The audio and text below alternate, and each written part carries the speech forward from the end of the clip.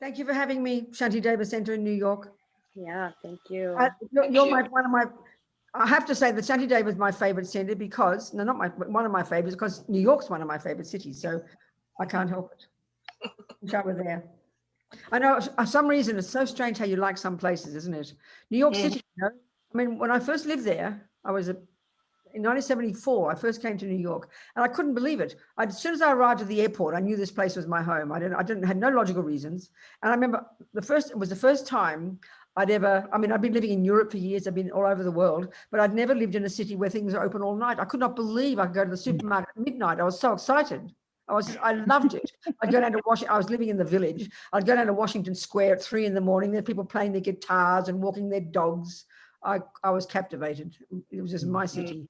I know when I'd fly, I mean, when I first started with Shantideva, 20 years ago, I think, can't remember, when you first did a little group somewhere, and I'd go every 2 months and we'd do a Discovering Buddhism module, and I'd get on a flight from San Francisco and I'd arrive at like 11 o'clock at night, and I'd be so excited. I'd put my bag in my house and I'd leap out and go to restaurants and walk up and down the city. It's just New York, isn't it? Everybody says that about New York. Anyway, I'd love to be there again. One day I'll come again. I hope so. Okay, you people, let's go. Let's think. Here we are all together now for these few hours, as long as it'll be, to listen, to think about, to analyze these teachings of the Buddha, and to hear it as advice. This is the key point. You mightn't have to take the advice. You're the boss. You decide if you take the advice, but it's given as advice. Every word is given as advice, you know. All the teachings that are being taken as sound advice, as Tsongkhapa says. But it's up to us to decide if we take it. Don't feel it's being forced down your throat. That's silly. But it is advice. So to hear it like that, it's very interesting. And also this lovely way they talk. I forget to say it, but it's lovely. They talk about how not to be the 3 kinds of pots. So to listen, not like the pot that's upside down. Nothing goes in. So listen and concentrate. Don't be like the pot that's got a hole in it, so everything goes in one ear and out the other. That's no good. And don't be like the pot that's so full of dirty stuff that everything you hear just gets polluted. You know, oh, that's a load of rubbish. What are you talking about? Oh, I don't like that idea. So keep the mind open, keep it spacious, and keep it focused. Then it'll go in, you know. Then you can do something with it. If you choose to, you're the boss. So as usual, we'll sing our little prayer to start the ball rolling, a little motivation. If we have it there, we can pop it up on the screen.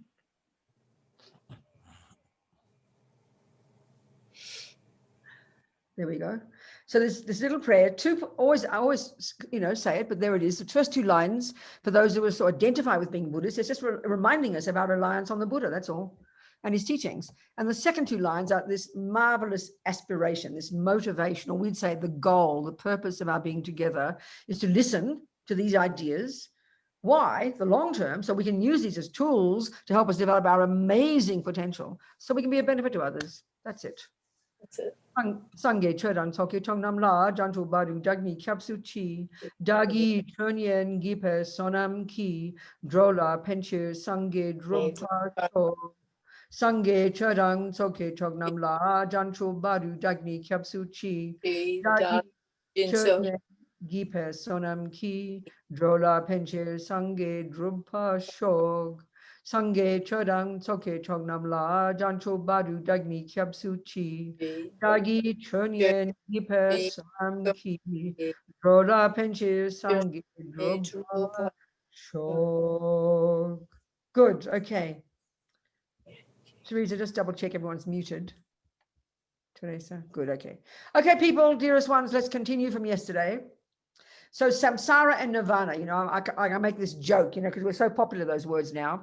So we think of Samsara as some kind of place where you're allowed to have sex and drugs and rock and roll, but you've got to give it up for boring old Nirvana. This is like a cliched idea. Buddha indeed is wanting us to get out of Samsara and go to Nirvana, no question. But we need to know what he means by it, of course, it's clear. So roughly speaking, as we talked yesterday, there's 2 ways of talking about being in Samsara. From the internal, and this is the real one, internal point of view, as long as we're caught up in, all these neuroses in our mind that Buddha has found that we can get rid of, and why we can get rid of them, why we would want to, is because they are the source of our suffering. So being caught up in these delusions, and therefore that's what's being in samsara. It's mental states. Being caught up in ego grasping, the root delusion that believes there's an intrinsic me, which is the source of all the problems, which gives rise to this bottomless pit of emotional hunger called attachment that is desperate to get what that fantasy me wants. Then there's the panic attack of aversion and anger and despair and just frustration and upset, aversion when it doesn't get what it wants, and then all the other. I mean, Buddha's got this whole map of the mind, a really intricate, detailed map, 84,000 neurotic states of mind, and they all subsume to these three. So these are these are the cause of being in samsara. Then clearly we need to know what they are, so we can get the hell out of samsara, so we can stop suffering and its causes. It's just the Buddhist way of saying about suffering. Being in samsara means you're suffering. But the broader way, as we mentioned briefly yesterday, the broader big picture worldview way of talking about samsara, quote unquote, is because of these delusions, going from life to life to life in this circle of samsara. Not circling in a time sense like we did just to talk yesterday, but because of these delusions, we create, and then because of these delusions, and because of the servants of these delusions, or the slaves, as Lama Zopa calls them, the servants of our delusions is our body and our speech. We're these embodied beings, aren't we? We do and say things. So if those actions are rooted in these delusions, then they sow seeds in our mind that then will ripen in the future as different, one, realms of existence, and then two, with those tendencies to keep doing it, and three, even in this particular life, things like that happening to us. So this is the Buddha's explanation of what being in samsara means. So why he talks about this, his analysis of this samsara, these different realms of existence, plus these different being in these states, is because he has found methods, this is his view, to get rid of them, to stop the causes of suffering and the suffering itself. So of course, this is all articulated, as we discussed, in this thing called, this first teaching Buddha gave, called the Four Noble Truths, the four truths, the four facts. I like the word fact. It sounds more grounded. Truth sounds feels like a belief, doesn't it? The four facts for the noble ones. Noble one, I forget the word in Sanskrit, is the person who's understood this, who's fixed it, who's got out of samsara, you know? So we need to know what that is. So then obviously, if, as we discussed yesterday, Buddha's talking about getting rid of suffering and its causes, we obviously have to know what he means by it. We can't just use our own definition. And this is something that's pretty crucial, actually. We know if you're studying cooking, you've got to have the right definitions. You just can't make up what you think a teaspoon is. You won't get the recipe. You've got to be on the same page as the cook. This is really clear. We get this when it comes to science, but when it comes to something like religion or even philosophy, we've all got different definitions and we all think we're speaking the same language. We're not. So the crucial thing is to know what Buddha means by suffering. This is fundamental if we want to understand Buddhism. So as we discussed, there are three, in the four facts for the noble ones, speaking very simply, I mean, it's dealt with in great depth and breadth in all the teachings. I can't talk about it at that level. I haven't studied it to that degree, but I can talk about it in a simple way. You know, these four facts for the noble ones. The first is that there is suffering. The second is that, guess what? There are causes. 3, you can get rid of suffering and its causes. And 4, how to do it. It's pretty straightforward, you know. It's very practical. Thank you, Buddha, telling us about suffering. We all hear about suffering, but he's even telling us what the causes are, and then he's telling us we can get rid of them. I mean, it's pretty tasty. So, okay. And this I find something very interesting. I said this yesterday, I think. You know that if you've got a problem, you've got to locate the problem exactly. You've got to locate it. What is it? You've got a pain. Where's that pain? You can't just say to the doctor, oh, I'm in pain. Be more precise, Robina. Is it in your ear, your toenail? Oh, it's in my knee. Now we're getting closer. So you've got to know what the pain is. Identify the pain, the character of it, but you've got to know the cause. Then you've got the means for the solution. If you can't identify a problem, number 1, and number 2, you can't identify the cause, you cannot find the solution. So this is really a fascinating point. We all know a certain level of suffering when the bad things happen, which for the Buddha is the first kind. We'll go into this. But we never know what the causes are. We always keep trying to check, well, maybe I'll do this, and maybe I'll do that, and maybe I'll do this, and we keep getting more suffering. So it's clear. If we haven't got located precisely the cause, you will never find the solution. You will never find the solution. That's pretty clear, you know. It's very logical. So Buddha's giving us his analysis. And all we can do is listen to it. Don't blindly believe it. Don't blindly reject it. Think about it. Take it as your hypothesis and then start using it, using his instructions if you want. It might take a while to get the results, but you know, you've got to start somewhere, right? Isn't it? So, okay, the first is there is suffering, and there are three kinds of suffering. So this is a way of describing the entire samsaric universe, Buddha's analysis of the entire universe, where all sentient beings in the entire universe exist, the realms of existence, different levels, basically, of states of mind. When we think of a realm of existence, we think a real concrete place where you get an aeroplane to go there. Or you think of Star Wars and you go into that little thing, Star Wars or the other one, Star Trek, when you walk into that thing that looks like an elevator and then you go, and it takes you to another dimension. Well, realm is a good word for dimension is a good way to put it. Realms are other dimensions.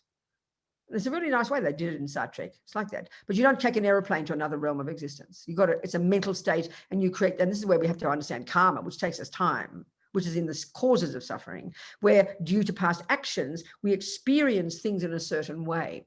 So these realms of existence, I mentioned this is the bigger picture within Buddha's view of what samsara is, in terms of the realms, the dimensions of existence of all sentient beings. He divides them into three. So this is very much coming from the Hindu position from before. There's these high beings who've got shamatha. They've given up there are three kinds of suffering, okay? In the First Noble Truth, there are three kinds of suffering. They're called the suffering of suffering, the suffering of change, all pervasive suffering. So in terms of all the realms of existence, the suffering of suffering refers to the word. So, okay. Within all of samsara, there are three realms, three dimensions. And then within the first one, which is the top one, it's like the top of samsara, the peak of samsara, as far as the Hindus are concerned, and they think that's liberation. Buddha disagreed. That's why he diverged in his own direction. That's called the formless realm. It's pretty abstract for us. There's nothing equivalent in like our Christian teachings, I don't think. This is coming from the Hindu position. As a result of this shamatha, as a result of samadhi, where they've accessed the subtlest level of their mind, they've achieved what they think is the highest liberation. Buddha says, no, there's still some work to do. That's why he diverged often, and now Buddhism has come. So that's the formless realm. That's the all-pervasive suffering. They've given up the grossest level. They've given up the second level, but they've still got the third level. So they're formless, the formless realm. Then further down, a bit grosser, is the form realm. That's also one in the top lot. No, the second. What is it? The second lot. Okay. Oh, now I'm confused. Wait a minute. I don't want to get too much into these details. No, that's the formless and form realm are like the top of samsara. They're the peak. They're the best. But Buddha says, no, they're still in samsara. It's still, they've got the subtlest level of suffering still, because they haven't realized emptiness. The next one is called the suffering, is now we've got the desire realm, the realm of attachment. And there are 6 suburbs there. So further down from the formless and the form, you go now to the desire realm, and in there, the 6 suburbs, and the top 3, that's the suffering of change. And that's the human realm. And then there's a couple of God realms, and that's equivalent to like heaven or paradise. That's a grosser level of happiness and suffering. It's a subtle level of suffering, but we call it happiness. The human realm, as far as we're concerned, and this big picture is what we call happiness. But Buddha says it's a subtler level of suffering. And we're going to explain this. And then the last 3 suburbs, that's the suffering of suffering. The hell realms, the spirit realms, and the animal realm. And they're the manifestation of the 3 main delusions. The predominance of ignorance is animal realm. The predominance of attachment is the spirit realm. The predominance of anger is the hell realm, so-called. So these are psychological states. Yes, they're dimensions. They are dimensions, they're realms, they're reality. You know, we tend to think of our human world as the only real one, and the rest is all a load of fantasy. Not for the Buddha. Not for the Buddha. They're all real. They're all sentient beings, trillions upon trillions upon trillions upon trillions of sentient beings. All, as long as we've got these delusions in our mind, we are in samsara. We mightn't have all delusions. So if you're in the formless realm, you've given up the grossest level and you've given up the second one. You've given up the grossest cause of suffering. You've given up the suffering, the suffering of change, but you've still got the all-pervasive suffering. In the God realms and the humans, you've given up the gross level of suffering, but you've still got the suffering of change. And in the lower realms, you've got the lot. So that's one way of describing the Buddha's whole analysis of the entire universe. And this is not just some speculation. This is his view. This is observation. And the Hindus before him saw similar things, you know. And all this is because the Buddhist view, as we've been discussing, posits these subtler levels of cognition, subtler levels of mind. You've got to factor that in, because otherwise, if you just factor in the brain, only the brain, and only gross level of sensory and conceptual, then clearly these are all just fantasies made up, which is what materialists think. But they're all cognized by these beings. So we're positing here a subtler level of mind that's capable of seeing phenomena that are more subtle, which is other realms of existence, the past, the future, the minds of others. This is completely factored into the Buddhist view. Okay, so now let's look at these three kinds of suffering in terms of this realm of existence. This makes more sense to us. So suffering, what's suffering of suffering then? From the bigger picture point of view, it's being born in the lower realms. Forget that. Let's look at this life. Let's look at this life. The suffering of suffering is when speaking so simply, is when the bad things happen. Now, everybody in the universe doesn't want that. The ants, the monkeys, the humans do not want bad things happening. We don't like our food being stolen. We don't like being knocked around. We don't like bad things happening. It is so clear. So it's an utter given for all of us instinctively. Your mummy didn't have to teach you this. That's the suffering that we call suffering. And the Buddha calls it the suffering of suffering. It's like in your face suffering. But now the second one is that such a tricky one, and we need to concentrate on that. This is really, and it's like we hear the words, but we've got to understand the logic of it. Otherwise, it's just superstition, you know, the technology of how this works. So the suffering of change sounds kind of a boring title, you know. But what the Buddha means by that is that what we mean by happiness when the good things happen. So as far as we're concerned, suffering is when the bad things happen, and happiness is when the good things happen. That's our analysis, pretty much in the world. Again, the monkeys and the dogs as well. That's just the way it is. And this is not something you have to be taught. It's something primordially deep because it's imprinted in our mind from intensive lifetimes and lifetimes and lifetimes of habit. Okay. So let's analyze what Buddha means when he says that what we think happiness is actually a subtler level of suffering. So initially we're depressed by this. It sort of feels like we're not even allowed to enjoy an ice cream. It's all just suffering. We get so depressed, you know. But we need to think carefully about it, to analyze it psychologically, because it's Buddhist psychology. And look at why he's telling us this and what we're supposed to do with this, you know. Okay, so to do this first, we need to look at the mind a bit. Because like I said yesterday, the first of the Four Noble Truths, there is suffering. 3 levels: suffering of change, all pervasive. Second Noble Truth, the causes. And as we pointed it out, because everything's driven by the law of cause and effect, and Buddha narrows it down to 2 causes, like we discussed. And they're both inside each of us. The dog, there are 2 main causes of that dog's suffering. It's past karma and its present delusion, and its delusions that drove the action. Every sentient being, this is like a technical explanation. It's hard to hear it because we put this emotional component on it, and it's just too unbearable for us to hear. We can't hear it properly. So we've got to be very rational just to hear it and not realize it's just Buddha's opinion.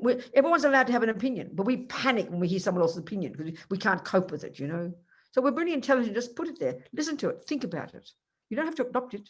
You know, that's your business.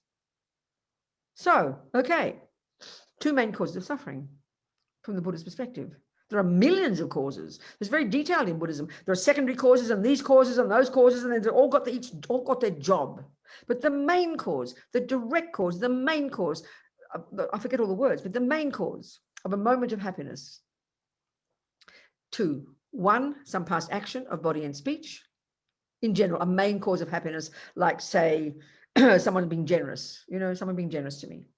Someone's generous to me, and that you know, and happiness is triggered in my mind. So the two main causes of that moment of happiness, the main ones: one, past action of something similar to that, an action of generosity; two, driven by a virtuous state of mind.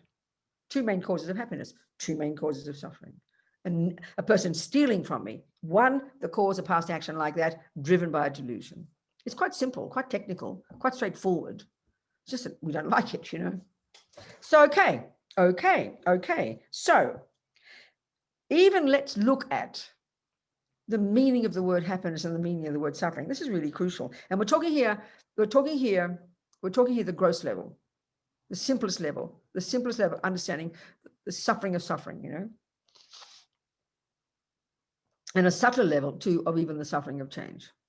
So if you look at the mind, the Buddha divides into three categories all the states of mind, the thousands upon thousands upon thousands of thoughts in our mind, never stopping. These conceptual stories, there's a thousand a second even. The modern psychology says, Buddha would agree completely. But for us, because there's so many thoughts, it's experiences like just this kind of this vague feelings, isn't it? Just vague feelings, like vague indications. And if they come to the surface and then we start to feel them physically, that's when we start to call them emotions, you know, but they're all there all the time, just uncontrollably running, countless thousands of thoughts. And they're all completely unedited. Think of it like that.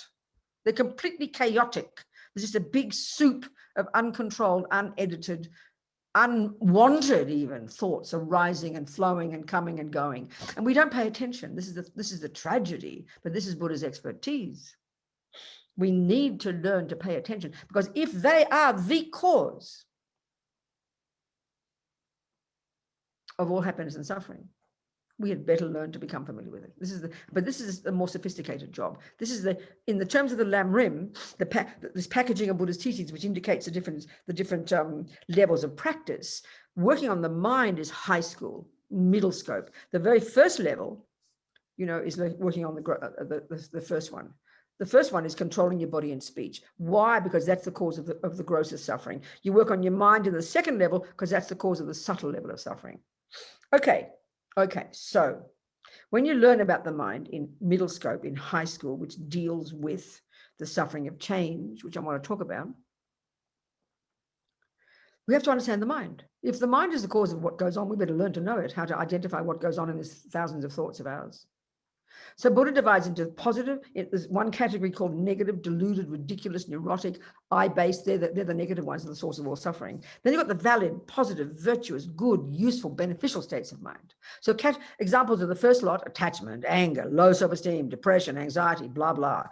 Examples of the second lot: love, intelligence, kindness, generosity, forgiveness. We know these intimately, okay?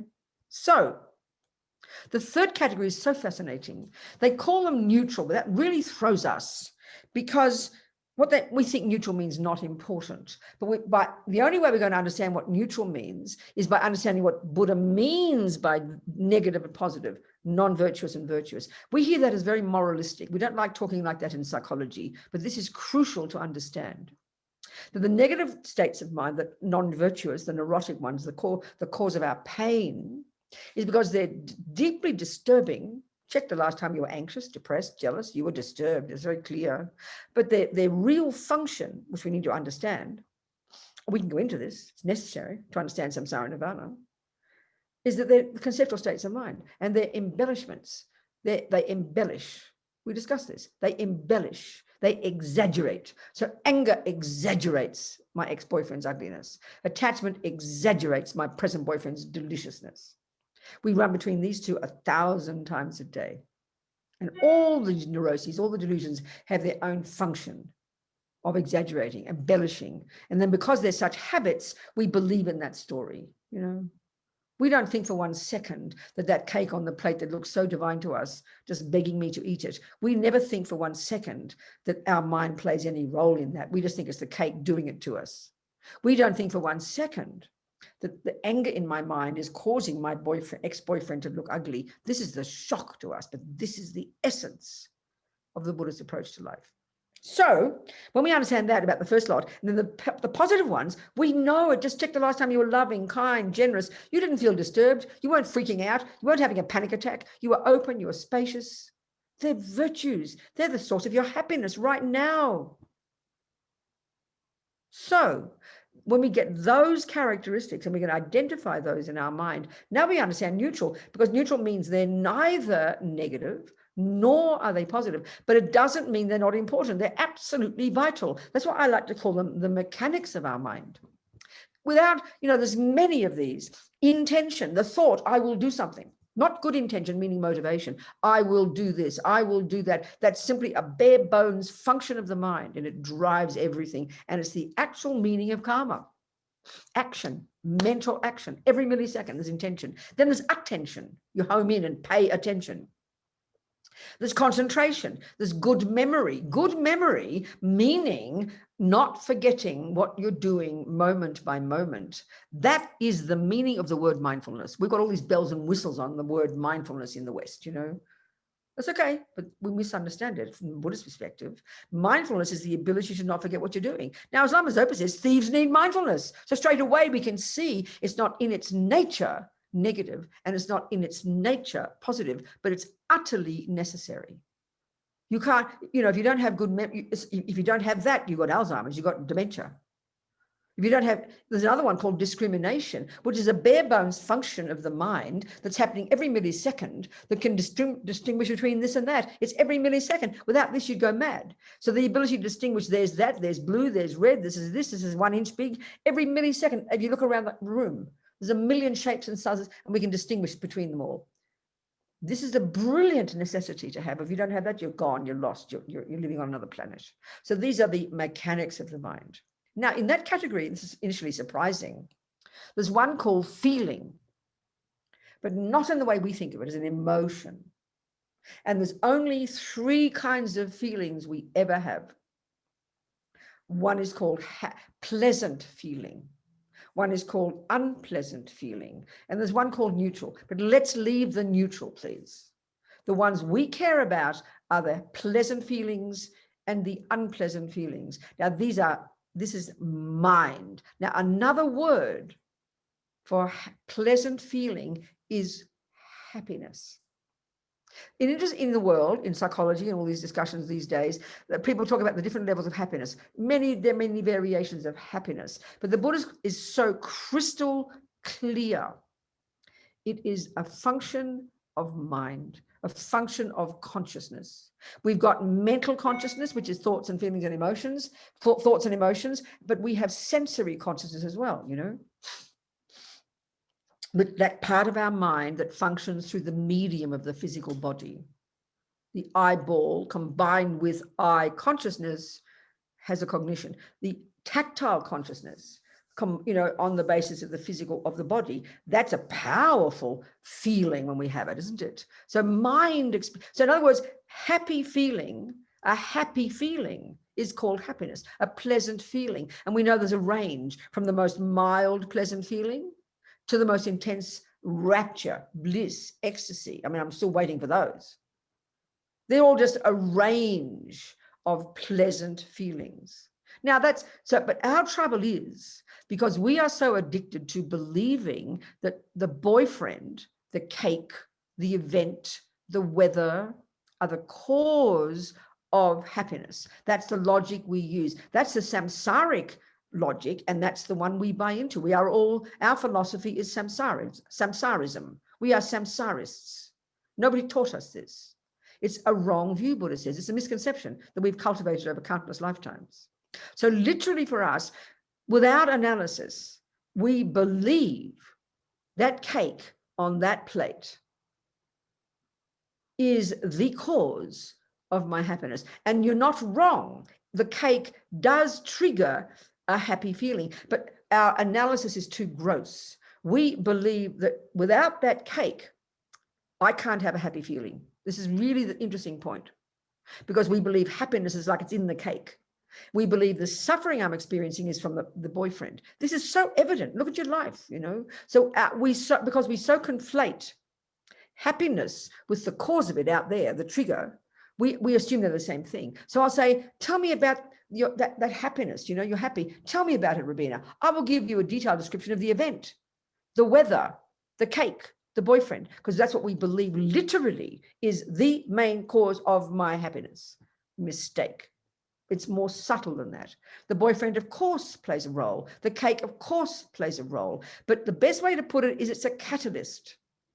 It's merely a catalyst. The main cause, this is what's very shocking.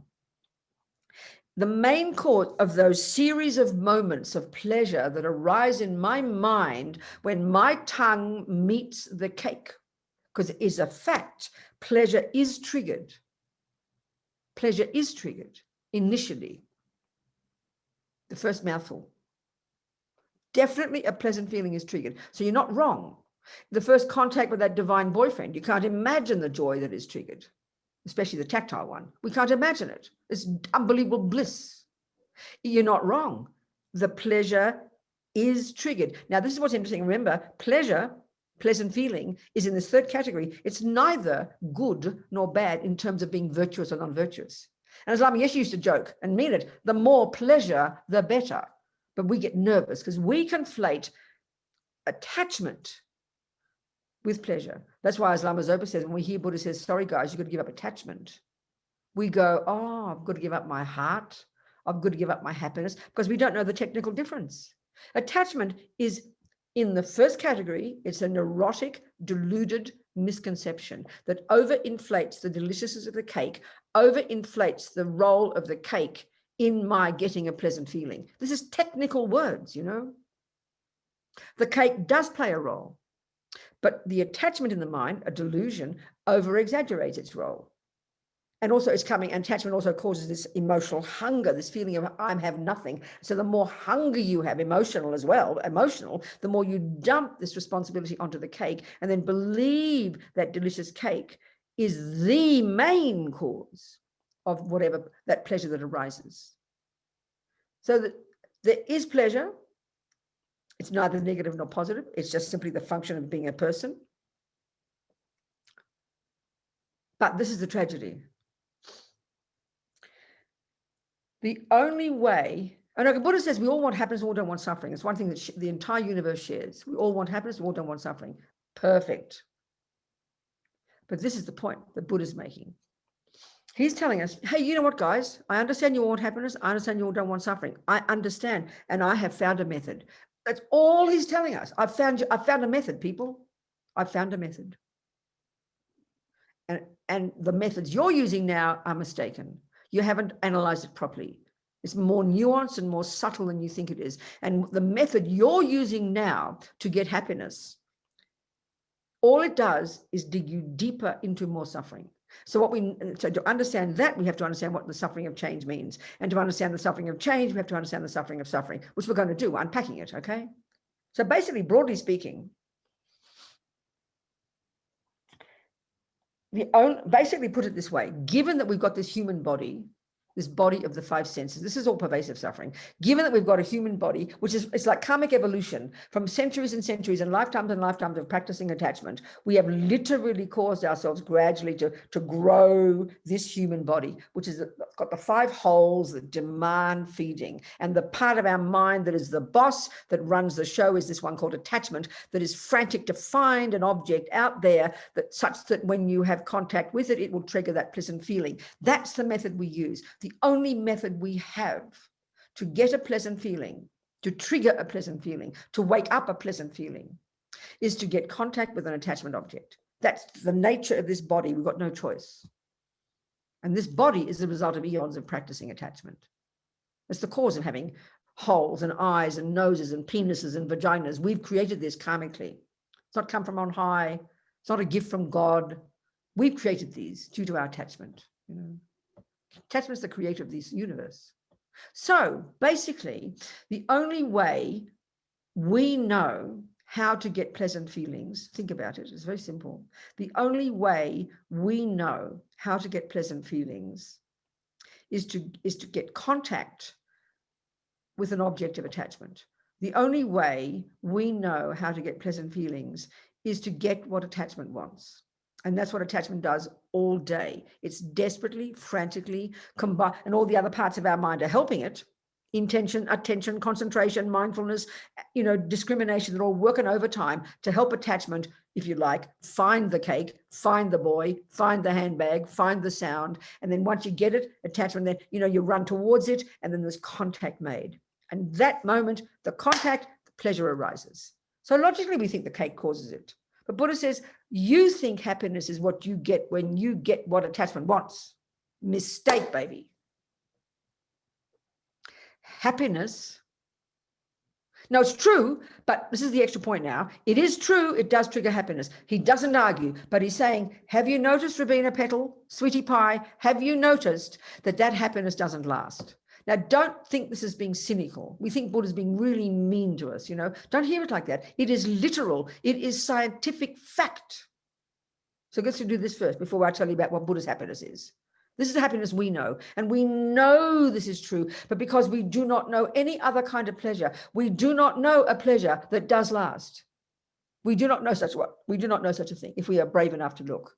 And this is what he's demanding that we do if we want to understand what he's saying. So the happiness we get is true. It does arise when you get the cake, when you get the boy, when you get the job, when you get the dollar, whatever.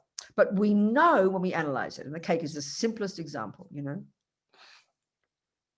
The first mouthful, you can't believe the pleasure. It's just so divine, isn't it? The most delicious. The first mouthful of your coffee in the morning, the first mouthful of whatever it is you have after 12 hours of fasting overnight, You know this, and it's not a joke. It's literal. It's true. It's fact. It's delicious. Definitely the best. But what's fascinating is that's the best one. Actually, and this is what the suffering of change is, and it's so subtle we can't better look at it, but this is the analysis we have to do. So what's happening is this. The cake goes in, even the attachment begins. I mean, when I'm doing my practice in the morning and I'm a good girl, I do my practice every morning. I never fail. But what am I thinking of? My breakfast. So mornings I alternate between chai and coffee, right? So this morning it was a coffee day. And honestly, I'm doing my practice, really meaning well. I'm doing my practice, I'm enjoying it. And part of my mind is imagining how many coffees, how many pods will I use this morning? I'll have a decaf pod and another pod. Excuse me, I think you are communicating, right? I'm anticipating. So the first function of attachment is to anticipate. So why are you even anticipating? Because there's something missing, isn't there? If I were feeling content, if I'm a great yogi who's got bliss and joy all the time, you won't even bother with your breakfast. Someone will have to give it to you. Oh, breakfast. Okay, I better have it. No. So the first function of attachment is missing something, missing it, not having it. So then the hankering comes, isn't it? The hankering, the thinking about it, the anticipating, and the organizing. So as soon as my practice is over and I have to be disciplined, I do it all, and then I do my dedication prayer for my first part of practice, and then straight to the coffee pot. We all know this. So the next attachment now, what it does is you know how to do it exactly. So using your intelligence, using mindfulness, using concentration, using all the different components of your mind, all the mechanics of your mind, all working beautifully to get what attachment wants. Attachment is the boss in this sense. So I get the coffee pods, I put them in, I do them nicely. In fact, I've got this coffee machine that's someone else's coffee machine, and I don't like the coffee they use. It's too black. So I get some nice decaf, some nice Colombian. I'm just showing the ridiculousness of attachment, okay? That's a milder color. It's kind of like pale color. So I open up the pod, I cheat and throw out the old junk and put in my coffee, and then it works on my machine. It's very skillful. It takes me time. But I do it. So anticipating, it's building up, is the anticipation. This is the best fun of all. When you're in love with a boy and the anticipating to go to the party and meet him, that's the best pleasure of all, the anticipating, So I'm anticipating it, and I get into the cup and I put my honey in it. I put a certain amount of, I'm using Ripple milk these days, a Canadian pea protein-based milk. I like it. So I mix it all together, make it all hot, all frothy. And then the point of all this exercise is what? Put it in the mouth, isn't it? Not this hole, not the hole over here, this hole. We know this. Is this not what we're doing all the time? We're so brilliant at it, George, this is creativity, baby. You think I'm saying? Except if you've got high creativity like Bach, he thinks of music all the time, but he's using his concentration, his attention, intention to make this divine music. That's okay. Good. Bodhisattva path. But look at the gross level. So then what happens? Now the first mouthful comes, and now the pleasure is supposed to come, isn't it? We know this. It is pleasure. It does trigger my capacity for a pleasant feeling. Fact. But now what happens? As Lama Zopa says, you know, in this wonderful book of his that the letters, all his letters to his prisoners over the last 20 years, we put it together as a book and we're raising, I said to you, I'll send it to you. I forgot, Therese, I'll send you the link to the book. You know, he talks in detail to this one prisoner. He wrote this prisoner a 45-page type letter. He's unbelievable, Rinpoche, you know. He must have spent weeks on it. And a detailed description of how attachment works. Because this boy who wrote to him was attached to sex, you know.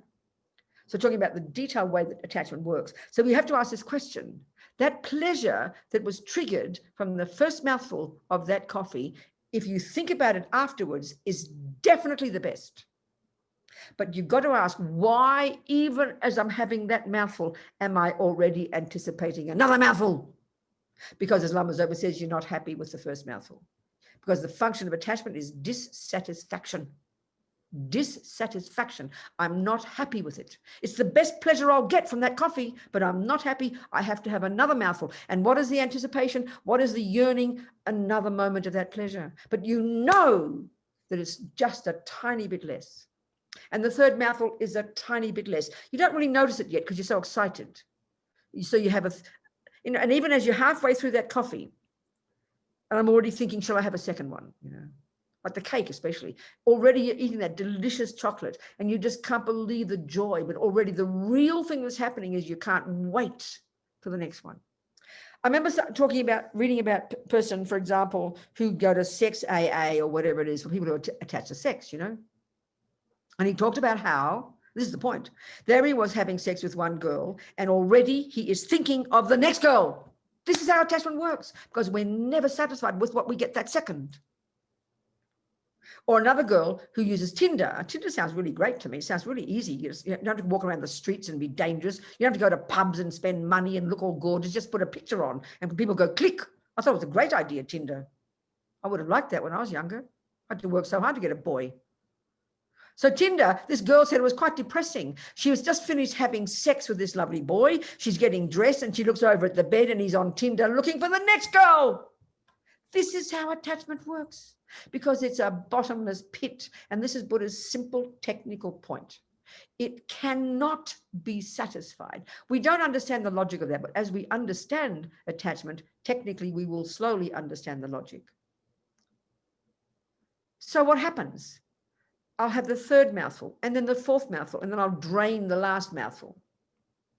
And your stomach getting fuller. So naturally, you're getting a bit desensitized to the coffee, but you're still not satisfied. This is the point about distinguishing between a full stomach and a mental satisfaction. As a kid, because I'm attached to food, I ate until my stomach was stuffed because that was the only way I felt satisfied. But even then, your mind's distressed, isn't it? That's the point. So I might have a second coffee. And if you're really greedy, especially if it's a chocolate or a chocolate cake or whatever you really like, you stuff yourself with it. And you're desperately wanting more satisfaction. You're wanting to feel more joyful feelings. But we all know from our experience, but it's unbearable to look at it. By the time you've eaten your third piece of cake, where has the pleasure gone? We're getting anxious as we keep going. The anxiety is coming because I almost want to burst into tears. It's so sad for us because the pleasure is not coming, meaning satisfaction, fulfillment, joy, when what you've got is absolutely enough. That's what joy means. A person who's got a really joyful mind is a person who is deeply satisfied. They haven't got the hunger, the yearning, the neediness, the empty feeling, not enough. This is the nightmare of attachment. And we're talking at the grossest level. You know, this is the suffering of change. That the pleasure triggered by the cake, the best boy in the universe, it doesn't last. And eventually, what happens inexorably, if you keep eating that cake, which attachment believed in the beginning was the definite cause of happiness, if you keep eating it, we know this, it's our experience, it's scientific, and keep eating, waiting for satisfaction, what you end up with is a stuffed stomach. The cake looks so disgusting that if you ate another piece, you would vomit.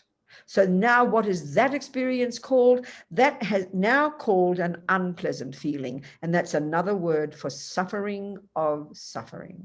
So the suffering of change is referring to the pleasant feelings that are triggered but don't by contact with an attachment object. But slowly that very object called cake, 5 pieces later, now becomes the object, the cause of a disgusting feeling. We know this is true, but it is unbearable to look at it. Why? Because we do not have any other method. So we can't even bear to think about it. It's like an alcoholic or a junkie. You've got your alcoholic cousin, your junkie sister. You can see the nightmare for them.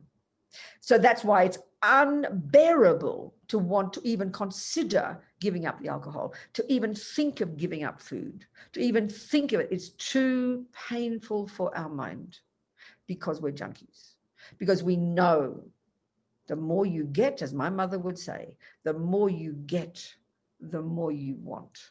This is the pain of attachment. But we need incredible courage to look at it. But I think it's fascinating to see that why it's so painful to think of this, to analyze it and to see the truth of it, and then to want to give it up. Not the cake, the attachment.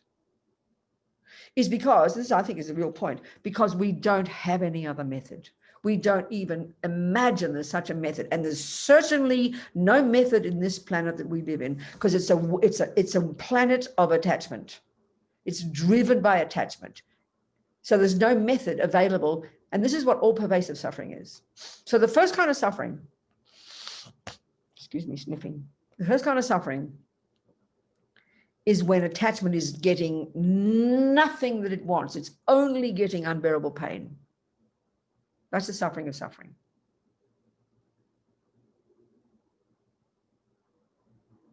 The suffering of change is when you get at least some pleasure, but which doesn't last. The all-pervasive suffering is this, well, it's like you're born as a junkie, with a junkie mind called attachment, in a body that is the product of being a junkie, which is the body of the 5 senses, in a world that is constructed of heroin. So in order to survive on this planet, in a body of the 5 senses, we need to ingest the objects of attachment, just to trigger some feeling. So that's all pervasive suffering. You've got no choice. So we're born as a junkie with a junkie mind attachment in a body produced by being a junkie in a world made of junk. This is all pervasive suffering. You're locked into it. There's no way out. That's the nightmare of the all pervasive suffering. So all Buddha's telling us, hey guys, this is my analysis and I found a method of how to stop all this. That's all he's saying. And what's the consequence of that? And I'm just using words that like Lama Yeshe would talk. He says, I'm telling you, honey children, that the happiness that I have discovered that we are all capable of, which is the nature of your mind, is so joyful, so radiant, so blissful, and it is never changing into the gross suffering. And that's all he is telling us. He is saying he has found methods to access our own inborn natural capacity for bliss. Bliss is a nice word for pleasant feeling. And the nature of our mind, when it is unencumbered by attachment and all the delusions, will only be bliss. This sounds so hilarious to us. It sounds too bizarre for words, you know. So first, he doesn't tell us. You see, in the beginning, the way they teach the teachings in the Lam Rim, they don't give you an advance warning of where you're going. You got to eat the vomit in the beginning. You got to look at the disgustingness of. You got to stop killing, stop stealing, stop. Then you got to give up attachment, and it sort of feels like very terrifying, like you're going to end up with nothing. You know, he doesn't tell you this is the method how to get happy. It's hard to hear it. It's too hard to hear it. When we hear it, it's like incredible, but it takes time to see it. That Buddha's telling us that our mind, which is not physical, has this natural capacity for unbelievable joy, unbelievable satisfaction. It is its nature. It's not something you get from outside. It's not a gift from God. It is who you are, but you only taste it to the degree that the delusions are subdued. And it's a gradual process. You know perfectly well yourself. If one day you wake up and you're really needy and really attached and really distressed and angry or hurt, the nightmare is awful. The pain is unbearable. You can't taste any joy in your mind.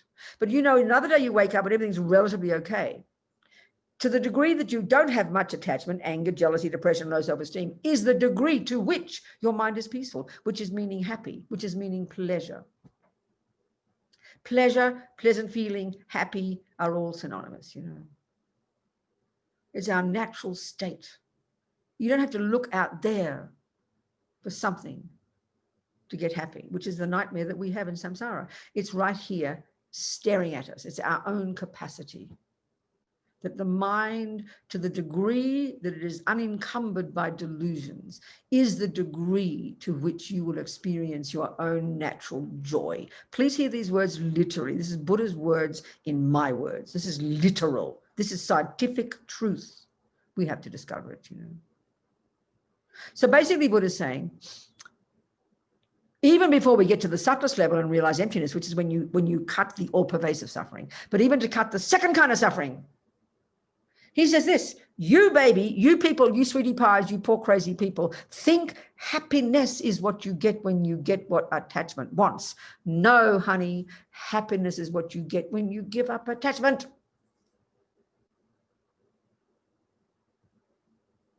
You meet a person who's got some semblance of joy. They're smiling, they're kind, they help others. What that means is that they don't have much attachment. They're joyful, they're content. Contentment is the lack of attachment. Nightmarish dissatisfaction, never have enough, never got enough. Lama Zopa says it's the main pain in the modern world. This world of attachment we live in, you know. We're never satisfied, always wanting something more. It's what we call self-loathing. It's what we call low self-esteem. It's called dissatisfaction. And what that is the result of coming into this life from having practiced attachment in the past. As my mother said, the more you get, the more you want. This is the nightmare of this attachment and the happiness that comes from it. And this is so powerful. I remember one time even, you know, like I said about myself when I was a kid, because I'm attached to food, right? I don't care about boys or shoes or, well, shoes I'm attached to. What else can a girl have? It's like I'm on the Arab ladies, you know, only shoes. I mean, I have the same clothes every day. So my glasses and my shoes, what else has a girl got? What else has a nun got, you know? So I'm attached to my shoes. I have these cute flip-flops and I only have about 2 pairs. I have nothing wrong, but I like my shoes. So what has a nun got? Nothing else. I know I'm stupid now. So I'm attached to food though. I've got food definitely. Think about it. One of the signs of attachment, check this, is you think about it all the time. So clear. So anyway, what was I saying? You know, as a kid, you know, I wanted satisfaction like everybody, but I thought the food would do it. So I shoved the food in until I felt full. And this is what's so moving. I nearly burst into tears when I read this. You know, one of those television shows about people who've got extreme habits. So all the girl, you know, the people who are like 500 pounds and that kind of thing. You know, all kinds of suffering. That's the suffering of attachment, unbearable. It's not criticizing. It's just the pain of dissatisfaction is the main pain. So there's one mother of this little girl. She's a little, she died. She couldn't cope with all this pain she couldn't all cope with this weight.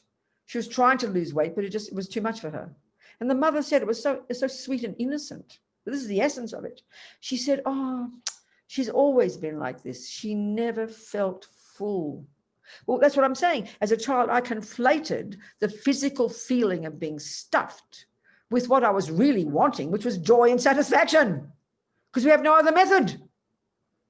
That's why the poor boy on Tinder again, looking for more girl, because he's still not satisfied with the pleasure he just got. That's the tragedy of attachment. We are junkies, even that first mouthful of coffee, yet greedily anticipating the next one. This is the nightmare of dissatisfaction, which is the function of attachment. And every time you have that second mouthful of coffee, you're deepening the dissatisfaction.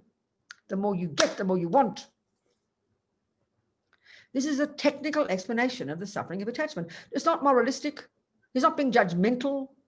Buddha's trying to get us to understand our mind so we can get some damned happiness. That's his goal. Are we communicating, folks? We all recognize, right? This is just Buddha's explaining our own experience. We know this. But we've got to have this precision, this clarity, this ability, not just I'm hungry, but all the parts of our mind. And attention does this, attention does that, and concentration and mindfulness and discrimination and alertness and this one and that one. We've got to be super analytical and know the pieces of our mind all working together, helping attachment do this job, you know. It's very fascinating. This is we need to have this understanding to understand Samsara and Nirvana. It's technical. It's not emotional. It's not religious.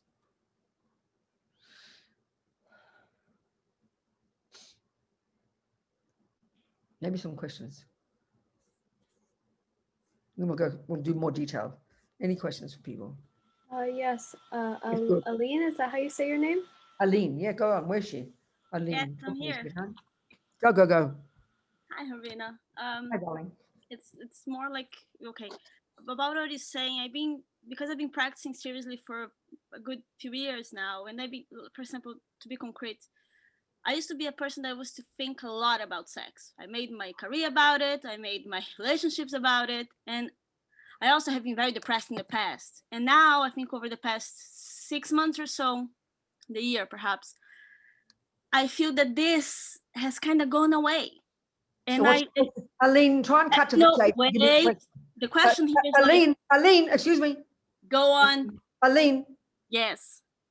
It's fine to talk about your personal experiences, but the question is always the best. We don't need the background. It's Aline. Okay. This is a good discipline, darling. I'm happy to hear your very personal experiences, and we all are, because we're all human. But it's really best if you cut to the chase and ask your question. That's the best. And then here's the question: is because I've been depressed in the past, and this is not detachment. No, I need your question. How I'm feeling that I don't know to recognize this state of mind. I don't know if I'm actually just. I need your question, Aline. How do I identify that this is actually a lasting state of progress, or am I just sleeping? How do you understand what, darling? What's the question? Exactly. What's the question? Because I feel less detached to this topic or other topics. I need the question, Aline. It's a good discipline. What's the question, precious girl? It's a really important point. You're very intelligent. You're very analytical. So you need to conclude with the question. When you can ask the question, the answer will come. What is your question, sweetheart? The actual question. And if you don't know it, you need to do more thinking privately, and then you will come up with it.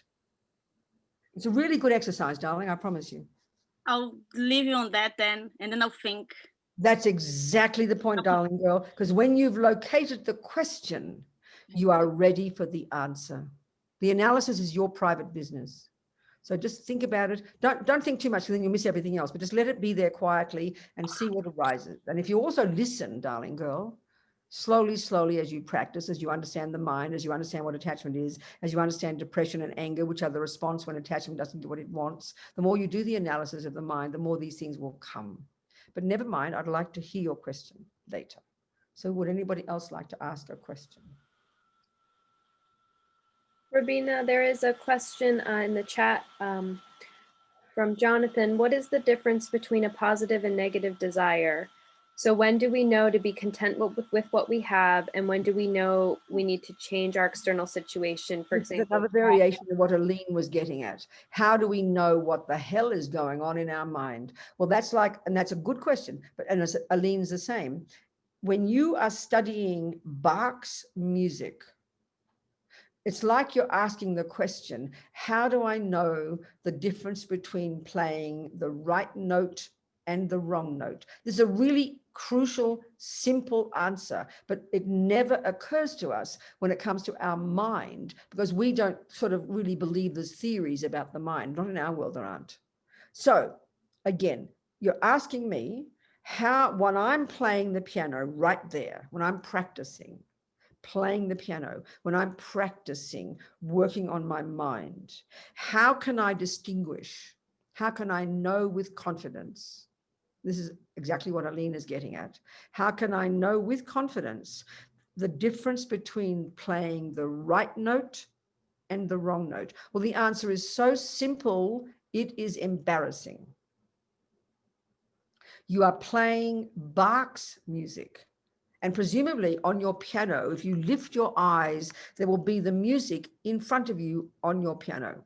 So you check against the notes and you check, did I play the right note or did I play the wrong note? It's really simple. But the trouble is with the mind, it's much more complex, but the principle is exactly the same. How do I know if it's attachment, or how do I know if it's a virtuous aspiration? Because you've got Buddha's music, you learn Buddha's psychology, you learn Buddha's analysis, which means you have to know the definition of attachment. You have to know the definition of a virtuous aspiration. When you know first theoretically the difference between F flat and F minor, then you can check against the music and go, aha, that's the right note, that's the wrong note. Of course, it seems more clinical and more easy with music, and indeed it is, but the principle is identical. The more you study the mind, Buddha's music, the more you study the intricacy of precisely what is a negative state of mind, what are its characteristics, theoretically first. You can't play Bach until you know the theory. Then what is a virtuous state of mind? So then how do I distinguish between attachment and positive aspiration? First, theoretically, you know the difference, and then slowly you apply that to your experience. And then from this, you will be able to decide. That's the answer. It's quite intricate work. We don't have this level of psychology in our psychology. We're very broad stroked, you know.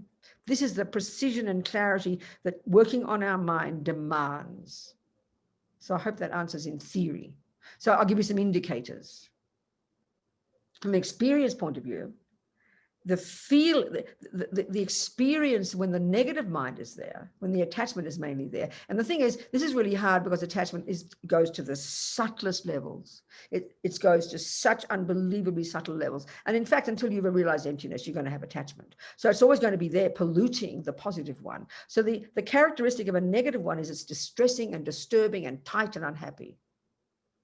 The characteristic of a positive one, it's not disturbing, it's not distressing, it's not unhappy, and it's spacious. So we have to cultivate the good ones. So until we're hardly realized, like I said, you're going to have the good one will still be having polluted by attachment. You can't help that. It's not possible until we're highly evolved beings to have a pure virtuous state of mind. And luckily, as long as we've got some virtue, the negative ones we have aren't going to be pure evil. So they're going to be mixed, and this is what makes it much more subtle than merely distinguishing between right note and wrong note. But the theory is the same. It demands a lot of clarity and a lot of purification and a lot of practice to be able to be our own therapist in this way. In fact, that's the key job. You watch in the text, the job of being a Buddhist when it comes to it is to distinguish between what is valid and what is not. And this is the hardest job, but that's it. So the more you learn, the more you study, the more you practice, the more you purify, you'll be able to identify. I hope that answer helps. And that surely will answer. That'll help Arlene. Thank you. Anybody else, please? Venerable, I've got a question. Good. It's actually in regards, do you have any resources for children? So I've got 3 kids between 9 and 14, trying to sort of bringing them up with giving them the choice of, you know, Buddhist philosophy and theories. I'm trying to keep them on there, controlling their speech and mind. But is there any resources that you would suggest or techniques for them? Darling girl, I don't know. I mean, the answer to this, Lisa, really, and it's not meant to be a tricky answer, is, again, let me use the analogy. It's a bit like you're asking me, have you got any good resources to help children learn to play piano? So if you want to give those children those techniques, you have to know them yourself first, don't you, Lisa? Then that's the answer. Literally, that is the real answer. The more you practice and you know how about your mind, and you understand attachment, and you understand the different techniques that you are using, that skill, that wisdom will inform your ability to see your children wisely, and you'll be able to adjust how you help those children. One might be able to sit and think about something, another might not be able to. One might be so berserk, you've got to give them a job to help mummy that helps them channel their crazy energy. So when you know your mind, you can help them. There have to be resources out there, books and stuff, but I just don't know. But that's the real answer, Lisa. And it's quite simple. It's quite meaningful. We often don't think that. Do you understand what I'm saying, Lisa? Yep. And what you said as well as know my mind, because I must admit, sometimes it does really show me how I think and my attachment when I'm trying to teach them. And it's really hilarious, like to the point I'm yelling at them when they're fighting, be kind. control right. your speech and mind. And yeah, and then I'm like, oh my gosh, here's my own attachment, you know. That's But precise. And that's the real learning, Lisa. And I think that's why being a parent for me is the most amazing job. You've got, if you don't have the wisdom about knowing yourself, you're just going to become a nightmare, you know. You never help your children at all. So by knowing, working on your mind, on yourself, you learning piano will help you. You learn how to help your kids. That's the essence of it. So keep practicing, honey. thank you. Thank you so much. What else, people? Anybody else? A question came through on the chat, Venerable. In a Yeah. culture that is based in overstimulation, can we find true happiness without moving into a monastery? Okay, this is where we have to understand the different levels of practice. The very first level of practice, as we know from the presentation of the Lam Rim, which is the very first level, I like to call it junior school, given that we are driven by these delusions, and indeed the outside world is the same, given that, then the first job we have to do is actually, you know our own tendencies and then adjust ourselves to the conditions that will encourage those tendencies. So this is why, like a simple example, if you're an alcoholic, meaning you've got attachment, using Buddhist words, you've got attachment, and the object is alcohol. And obviously, if you surround yourself with alcohol, other people who drink and alcohol, it makes it extremely difficult for you. So we all know in the world, the first step in giving up attachment to alcohol is to give up the object. So if your mind, like say in a relationship, if you got so much anger arising, and it's anger, but certain people trigger it so badly, you need to remove yourself from them. It's so intelligent. So that's the analogy of going to the monastery. So if you have so much attachment and so much anger and so much confusion, or you even have a lot of compassion mixed with your attachment, the world will drag you down to hell. So you've got to protect yourself. You've got to find a condition that encourages the better part of yourself. That already demands a lot of intelligence and a lot of self-awareness. And we're not aware of this normally. That's why I always joke, but it's true. More than 40% of all women on this planet who get murdered are murdered by the bloke in the same bed. That's not meant to be against men.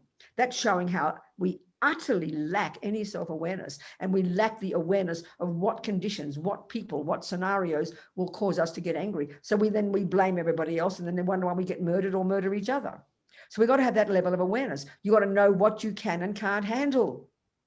The first level of practice is to control your body and speech. This is the crucial first level. Yes, Kenny. Well, I asked the question. Would you say the concept of like-minded people would probably be the best way to go? You know, I mean, this is so powerful. Yeah, exactly, Kenny. If you're trying to even. Yeah, if you're trying to give up alcohol, you've got to keep away from alcoholics. It's not being mean to alcoholics. You've got to be around other, so that'll encourage that part of yourself. That's the awareness we need to have, and often we lack that. So then we blame ourselves. Oh, I'm so bad. I can't resist cake. I can't resist alcohol. Put yourself in the right condition. It's a miracle. This is what I found, Kenny, about my friends in prison. It's so fascinating. The very first people I met in prison in California when we started this project in the mid-90s, these young Mexican gangsters from Los Angeles, who only knew gangs. They're born in the scenario. They knew nothing else. They knew their own little town, their own block, not even their own county. They knew their block, all the gangs. So they dressed exactly the way. The behavior that was reflected back to them was only the gangs. That's all they knew. Now, when they got to prison, this is what I'm finding. Many of the best students that I've met in prison are these ex-Mexican gangsters, but because the better part of them was there, but they couldn't access it. They had good hearts. They had intelligence, but only when they got to prison, the gangs are all gone. Then the miracle of their prison was the condition that enabled that better part of themselves to nourish. That's the miracle, and we need to have that. That's why the monasteries exist, to give yourself the condition. I mean, if you're trying to play music, but you hang out with cricket players all day, you'll never learn music. You need the right condition. This is a major point to nourish that part of yourself. But that's the intelligence we need. And that already demands some discipline to think we need that, because we want to run to the same object all the time. I used to make a joke, when I was existed, it was right down the road from me. And I said, well, if I knew about Columbia, maybe I would have applied there. There you go. No, that's right. There you go. That's exactly right. That's exactly right. That's exactly the point. I have to apologize. Last night, I got involved in a piece of stuffed cabbage and I got off. Okay. So it's a really good point, Kenny. It's hugely important, this one. This is the first level. Play safe, protect ourselves. Then we have the benefit, the luxury, Kenny, of working on the mind, you know, because you've got the space and the conditions. This is a very powerful point, but this demands already some self-respect and self-awareness. It's quite powerful. Yeah, I'm getting there somehow. Good, Kenny. Well done. Yes, Teresa. More questions? Yes, in regards to this topic, I'm curious what you would say about these situations that aren't so extreme, where it's like, yeah, it's wise to get out of it and kind of go to the monastery, go do something else. But I find myself in situations in my life that I'm kind of at this threshold where it's like, I can endure what's happening and like keep somewhat peace of mind. And it's sort of stretching me. Like I have to really like So show up in a certain way. So I'm curious about like those situations, whether it's like a job or a relationship or a living situation where it's like, this is where I am. It's challenging. How much So challenge? it's all a question of what your capability is. You have to know what that's my whole point, back to Kenny's point. You have to know your own capability. That's what takes time. That's what takes time. So it's quite nuanced and quite subtle. So let's just say you're an angry type person. Then you'll always leave the job, you'll leave the relationship. And there's a good thing to that, because you see it's a load of rubbish and you get the hell out of there. But the negative side is you're always blaming everybody else. Now, the flip side is if you're a patient person, this is a tricky one. If you're a patient person, the negative side of, the good side of anger is it's critical, it's nonsense, it's no nonsense, and it's action. Do you understand what I'm saying? Do you get that point there? So you'll change the job, you'll change the relationship, and you'll be able to move forward. But if it's mainly anger, you'll just get stuck. Now, if you're a patient person, the downside of that is you become passive and you put up with things you should not put up with. So you've got to have this ability to know where you're at and know that, yes, there's something in this. And this is the point now. There's any job, any relationship, anything, it's worthwhile, Teresa. And there's two things, the two wings of the bird. One, if that job, that relationship is actually you're able to use it to learn about your mind, to learn to become more patient, more kind, less attached, less angry, less neurotic. If you are able to do that, then that's a good relationship and that's a good job. Now, even more profound, if that relationship or that job also helps you practice patience and love and compassion, then honey, you're on the right track. But if that job or the relationship gets to the point where it's just passivity and it's not going anywhere and you're just being lazy and can't be bothered, then that's ridiculous. So you've got to have courage. So each step of the way, this is why, as we're on the Mahayana path, one of the most powerful things is to have this aspiration, this powerful thought. As His Holiness says, always aspire to do what is most beneficial. Now, we don't know what the answer is 90% of the time, but it doesn't matter. The aspiration, may I do what's most beneficial. So I'm not sure if this relationship is still the right thing. I'm not sure this job is the right thing, but I don't know yet, but may I make the right decision? That aspiration will guide you to make the right decision when the time comes. So don't chew it like a dog with a bone. Just get up in the morning. This is your job today. This is your relationship today. And may I do what's most beneficial? And when the time comes, it will cause you to make the right decision. And you'll make the tough choices as well. This is so profound. Everything exists on the tip of the wish. We tend to think, oh, may I do what's most beneficial sounds kind of boring. It's a profound aspiration to have, and it will program your mind to make the right choice when all the conditions come together. Meanwhile, you practice patience and practice doing exactly what you're doing now. You understand my point? Yes, so helpful. Thank you so much. Good, darling. Fantastic. What else? There's another question in the chat, Venerable. Please talk on patience. Also, where does doubt come from? I would like to hear Venerable's thoughts on this. Okay. Yeah. When you study the Buddhist model of the mind, it's called Lo-Rig, mind and awareness. You study each of these states of mind. You study their name, the definition, how they function, the negative ones, the positive ones, the neutral ones. You get this precise knowledge of your mind, because there are all these thousands of thoughts. They're all like a big soup right now. So patience, in the beginning, you learn about the delusions. So you have to practice not being attached, not being angry, not being jealous, not being anxious, so that's more that side. You're being very cautious. But then you can start to see that there are direct antidotes to each of these negative ones. So the proactive antidote to anger, and this is amazingly powerful, that is called patience. But for most of us, the way we hear the word patient, we hear it as either passivity or passive aggression. kind of gritting our teeth, waiting for that ugly thing to go away. This is appalling. This is not patience. Patience, in fact, is a really courageous, very proactive, very conscious, powerful state of mind that recognizes that thing that your aversion is having a panic attack about. Because aversion, you see, attachment and aversion are the two main states of mind we run between 1,000 times a day. All the other delusions come out as a result. Attachment is the constant one that runs the show. It's this bottomless pit of hunger to get the nice things. The millisecond attachment doesn't get the nice things, and that can be subtle moments. That's it. The minute attachment doesn't get what it wants, and it's very tiny moments of it that we often don't notice, then, the moment attachment is thwarted, the smallest things even, that is the arising right that second of this other state of mind, which is bare bones. It's called aversion. No, I don't like that. Go away. Now, when it's very strong, it's called anger, violence, shouting, yelling, screaming. That's pretty evident. But when it's more subtle, we don't even pay attention to it. So that's when annoyance, irritation, upset, frustrated, we know those words intimately, but you would never go to your therapist and say, oh, I just got upset today. She'll tell you to shut up and go home. But that is a moment of aversion, which is the beginning of anger. Or if it turns inwards, as you keep growing it, it becomes inert depression.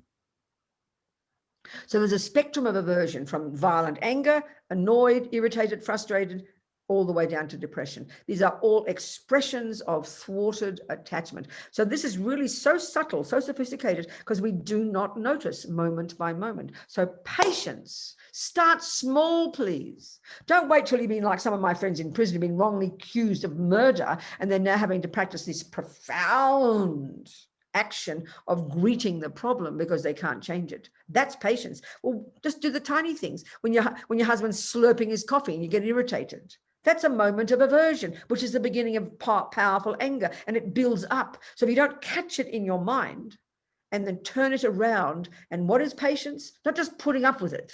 That's aggression. That's passive, but it's greeting it, greeting that annoying sound and labeling it differently. This is a profound practice, I tell you.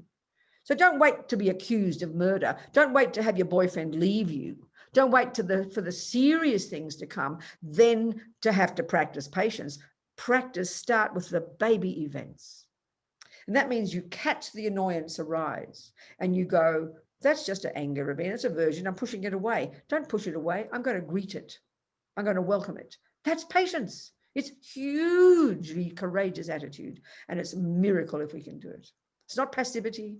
It's not putting up with something. That's just passive aggression, but it's very conscious. That's patience. Okay, what else? A question from Pat. What is intuition? Well, I think if you look at the Vajrayana model of the mind, we've got gross consciousness, which is the sensory and the kind of access to our gross conceptual states, the level of awareness we have at a very gross level in this human body. And, we can see that's very limited. So, but then we've got subtle consciousness, which is more subtle in its nature. And so therefore, and less conceptual, and therefore more aware, if you like. So I'd say intuition, if it's valid, don't trust it because it is. It might not be. Intuition, I'd say, it's the beginnings, as Lama Yeshe puts it in Mahamudra. When you're really advanced in concentration meditation and you actually do you begin to access your more subtle level of mind, your gross conceptuality has ceased, then you've got literally what they call clairvoyance. You see with a subtle level of your mind things that the grosser level can't. So when you've really got clairvoyance, you can literally see the minds of others. But intuition, I think, is the beginnings of that. It's like an awareness, a subtle awareness that comes when you're not so grossly caught up in yourself. You've got an intuition, a feeling that something's wrong with your mother. So it's your subtle mind, and we need to cultivate that. But sometimes we can be paranoid and think we're seeing something, but it's nonsense. So you've got to have some confidence and do it the right way, That's my answer.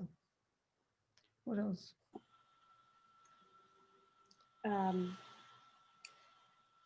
Another question through the chat. When do you see a situation as an opportunity to practice, and when is it not in your capability and need to leave the situation instead? That's what I was talking about before. You have to know that by knowing your own mind. That's exactly my point to Eileen. That's my point to Lisa. That's my point to that man who asked. It's the same answer, darling. When do I know if I'm playing the right note or the wrong note? When do I need you to make a decision? You have to know your mind. Nobody else can tell you. You can get advice. You have to know. So in other words, another way of putting it, like I said to Teresa, if this job or this relationship is no longer helping you see your mind properly and work with it, and is no longer helping you be beneficial to others, then it's time to go. But this is a problem I'm talking about just generally. We're so afraid to do that. Most of the time in our lives, we're scared to leave the job. We're scared to leave the relationship because there are a multitude of reasons. The biggest one, I'd say, is a fear of what other people think. We're so afraid, so scared. We're so desperate to be seen as a good girl. We're terrified to even consider the possibility of leaving that relationship. And we give all these reasons. Oh, well, it might hurt him. Oh, well, my children mightn't like it. We've got to be so much more rigorous in our logic, and be prepared to make the tough decision. And the bottom line is, if this relationship is no longer helping you develop your mind and get some wisdom and clarity, and it's no longer helping you be able to help others, then there's no point in the relationship. Leave it, please. The job as well. But we're mostly what holds us back is fear of what people think, fear of being a bad girl, just plain laziness to stretch ourselves. And we give all these irrational, we think they're rational reasons. So we stay stuck. This is the worst pain of all. I mean, it's very interesting, this one.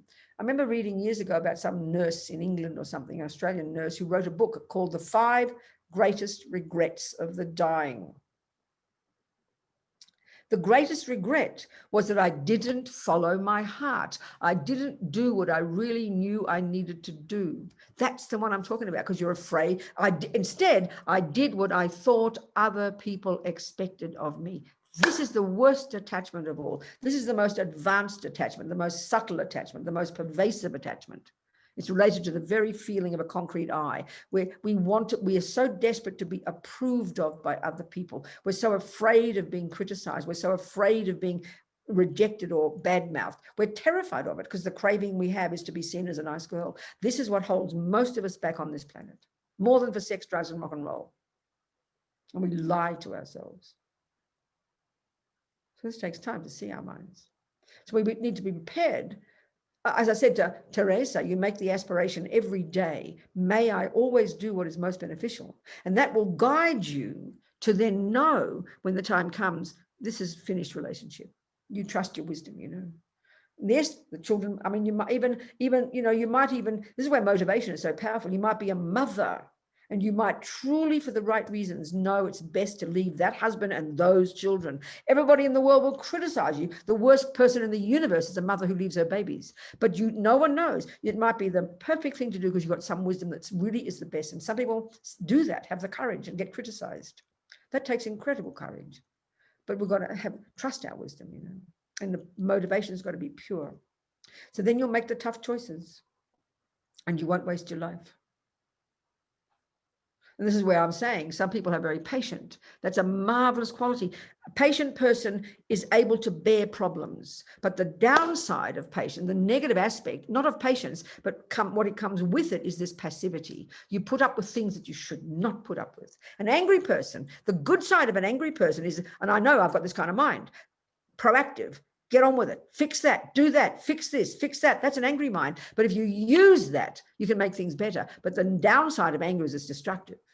So utilize the good aspects of an angry type mind, which is action, proaction, get this done, fix this, do that. That's great.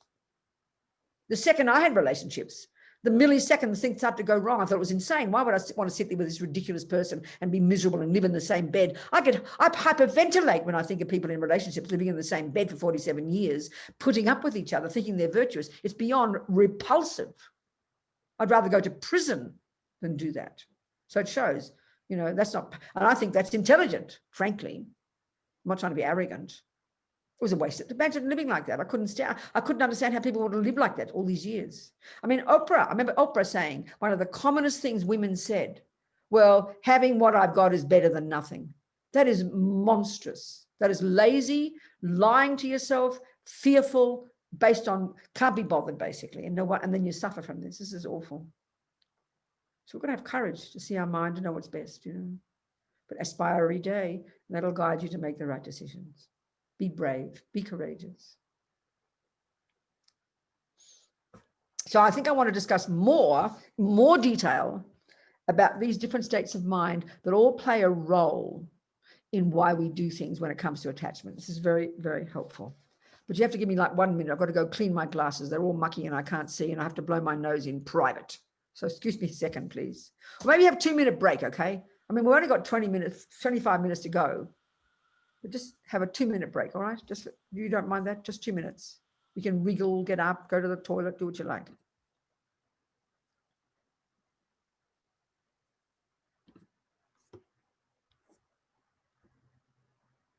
Okay. Where's everybody? We'll wait a second when everybody comes. All right.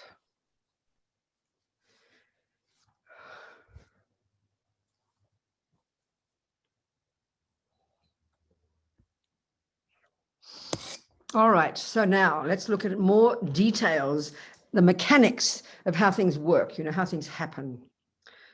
Looking at the different states of mind, all the different parts of our mind and their role in how they all work together for us to have an experience. So this one is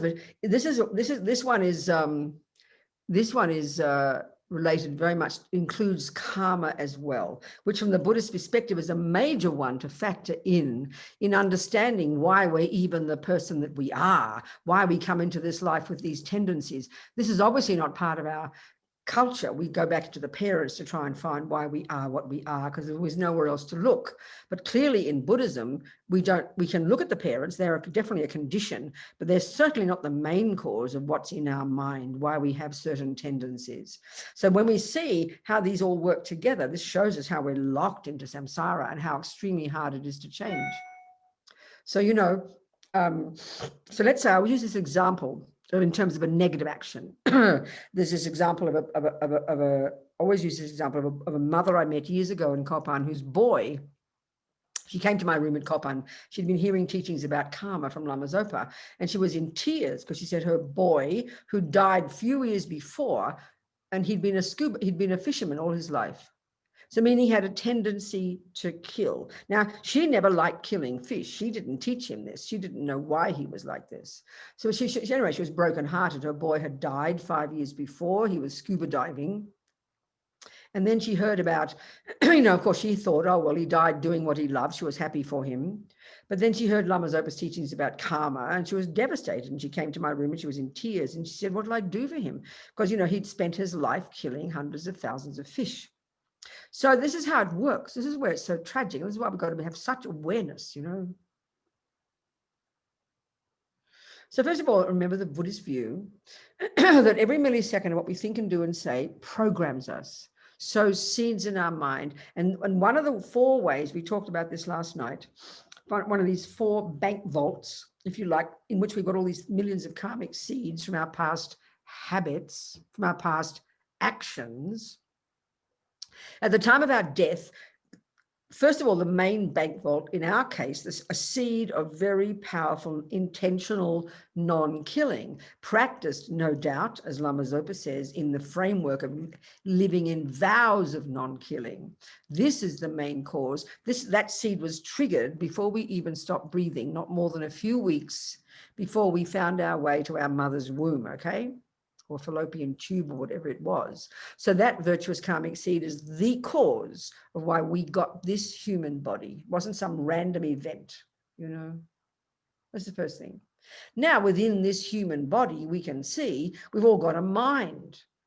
So that's our tendencies, our personality traits, our characteristics, our tendency to be angry or to kill or to lie or to play music or to be intelligent, or to be a painter, millions of tendencies in our mind. And what are these? They do not come from our parents.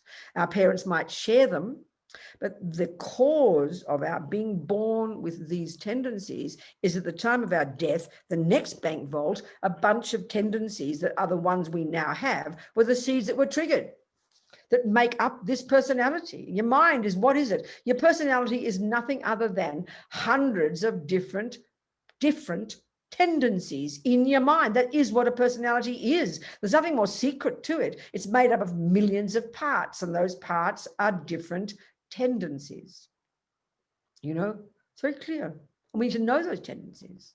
And some are negative and some are positive. Some people have more negative ones, some people have more positive ones. We can see this, you know, and the combination of all these tendencies is what we make up and call that's their personality. That's the kind of person they are. It's made of parts, and the parts are your mind, and those pieces of your mind are your tendencies. And where do they come from? You having done them before. It's really not a complicated concept. So you come programmed into this life at the first second of conception with your tendencies. So this little boy, he had many good tendencies, his mother said. Kind, generous, intelligent. You know, he had really good, the next kind of karma is experiences similar to the cause. That means the things that happened to you. People liked him. He was a kind person. And then people liked him. They treated him well. He had lots of good experiences similar to the cause. He had lots of good environmental karmic results. He lived in a lovely place. All of this was the fruit of his virtue. He had good tendencies, but one of his tendencies was to kill. And in fact, it turned out to be to kill fish. He didn't want to kill his girlfriend. He didn't want to kill dogs. He didn't want to kill his mummy. He had the tendency to kill fish. So the irony and the sadness of that in our culture is that you don't get criticized for killing fish. So then you think, oh, I must be a good person. So you get a good reputation for being a good fisherman. But if you go around killing poodles, you'll be hanged, I promise you. Because in our culture, you don't kill poodles, I'm sorry.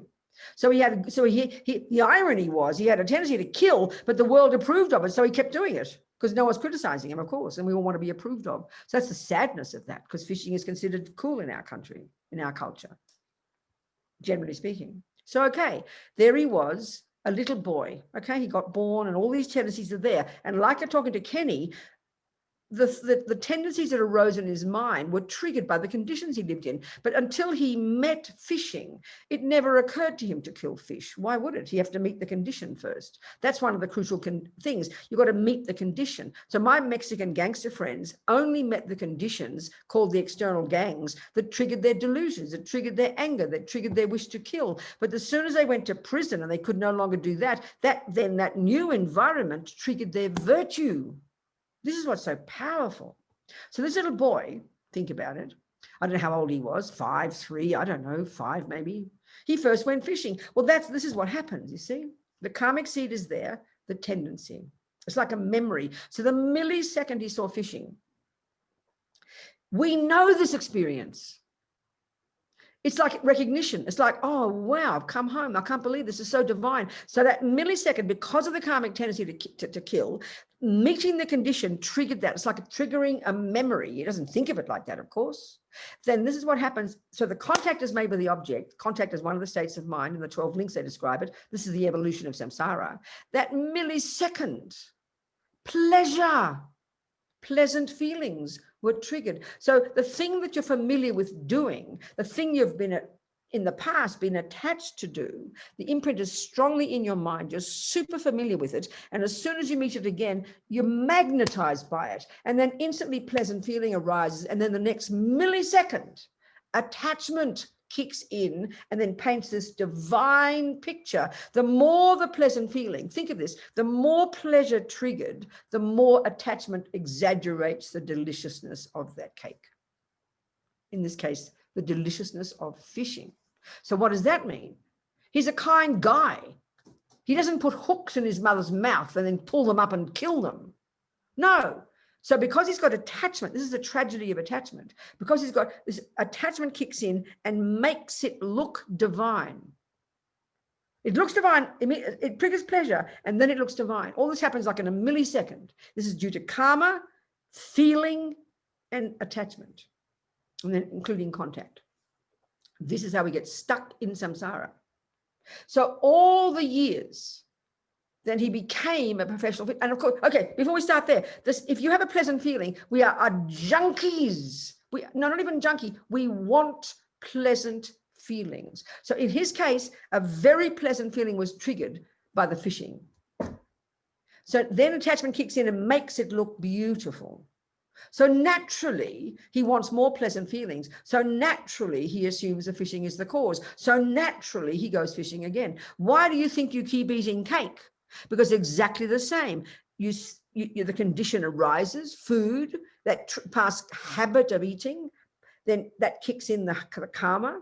Instantly pleasant feeling is triggered, attachment kicks in and makes it delicious, and then we write these novels throughout our life, and then you think of it all the time. He thought of fishing all the time. That's what attachment causes. And then it appeared in his mind as delicious. And this is the tragedy when it comes to harming others. And because fishing is considered benign. Why? Think about it. Fish don't make a noise. They don't have legs. They're not like even the crabs. Or the lobsters, we have to lock them in a cage because they've got legs to climb out. The poor little fish, the best it can do is wriggle its little body. It's got no legs and arms. It's got no voice. It's got eyes that are wide. It can't, all it does is wriggle its body. It's fairly evident why it's wriggling its body is because it doesn't like this experience. It wants to be in the water, please. But when you're a fisherman, when you have attachment, when you exaggerate its deliciousness, when you have the karma to do it, it's compulsive. You've got to keep doing it. But this is a tragedy. The attachment blinded him. Like an intelligent, kind man.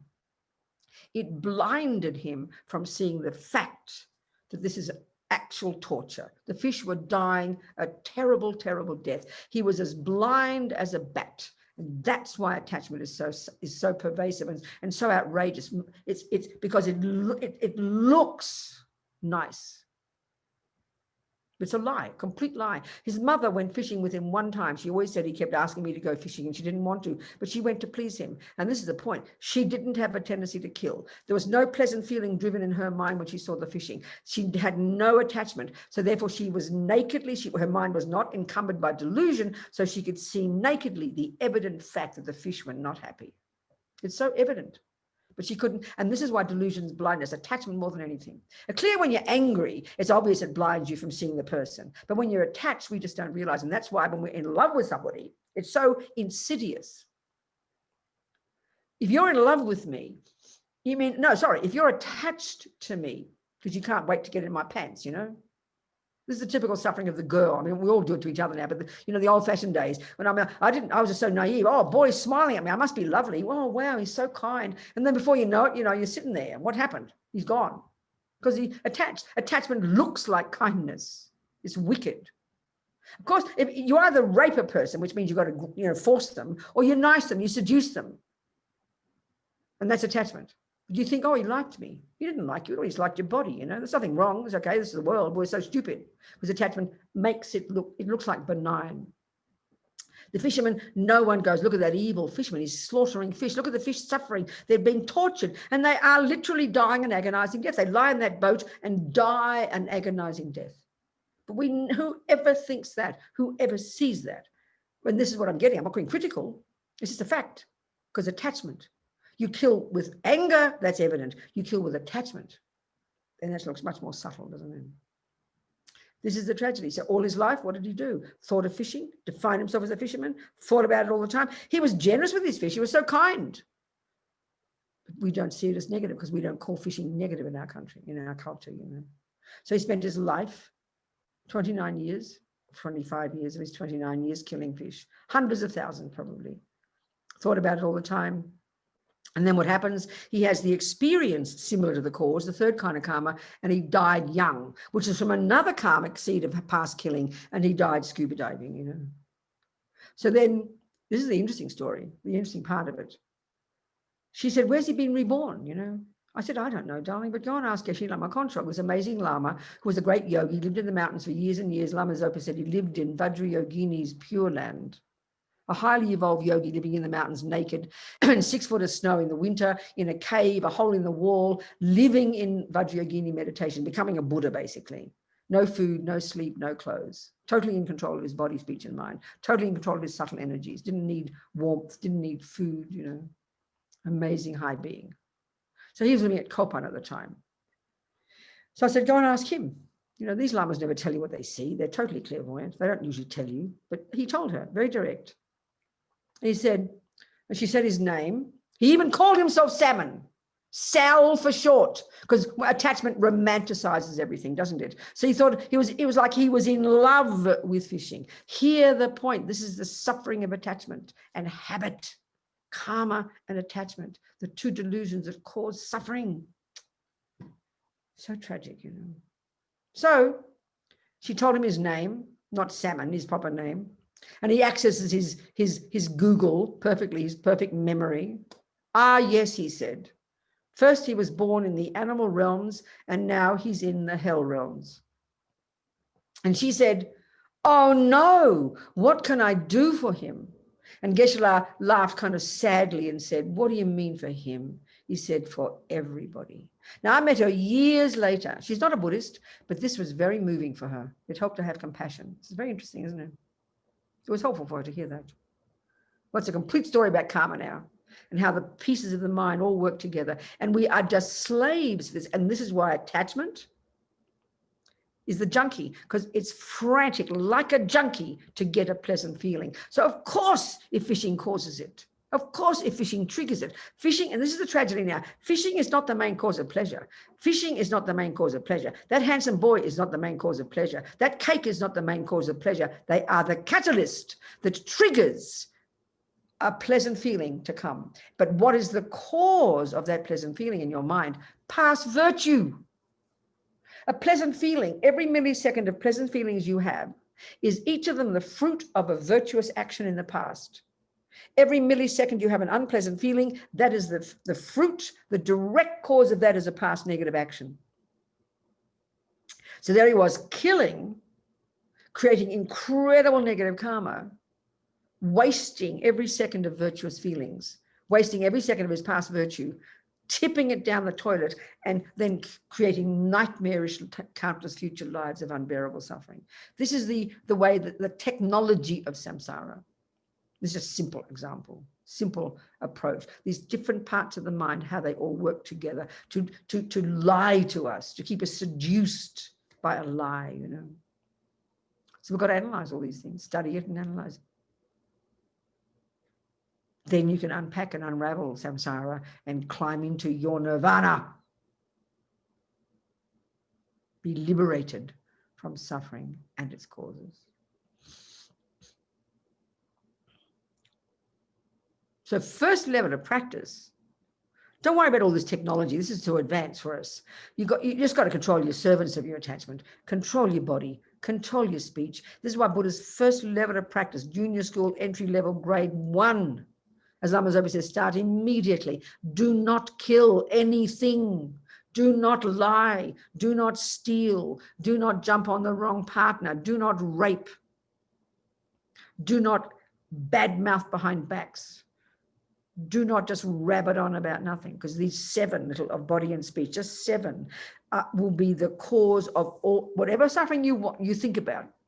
Forget about born in the lower realms. Being killed, what's the cause of that? Killing. Being sick, killing. Being lied to, past lying. Not being believed, past lying. Food pollution, this is environmental karma of killing. Pollution, food doesn't nourish you, past killing. People kill you, you die young, past killing. You have a tendency to kill, past killing. So stop all those 3 results, tendency to do it, have it happen to you, and the environmental result by stopping killing now, miracle. Don't want diabetes? Stop eating sugar, dear. You don't want future suffering? Stop causing it. It's sort of simple, but we've got to get our head around this concept because it's not what we think, you know. That's why first level of practice is incredible, unbelievable. And this way you guarantee you will stop the grossest level of suffering, the suffering of suffering. Now you get to high school and you can do this unpacking and unraveling and begin to give up attachment. Now you're going to give up the second kind of suffering, suffering of change. Now you get to finally to the third part of the practice, and now you realize emptiness, and now you get rid of the all-pervasive suffering. You're out of samsara, babe. More work to do, but these are the levels of practice, and these are the levels of the antidotes. These are the levels of suffering and the levels of the antidotes. Practice junior school, stop the suffering of suffering. Practice high school, stop the suffering of change. Practice realizing emptiness, get out of all the suffering altogether. It's all laid out, it's all there, technical, all Buddhist teachings. Not moralistic, it's technical, it's practical. But you've got to understand all the logic of it, because it's not the way we think, it's opposite to what we think, you know.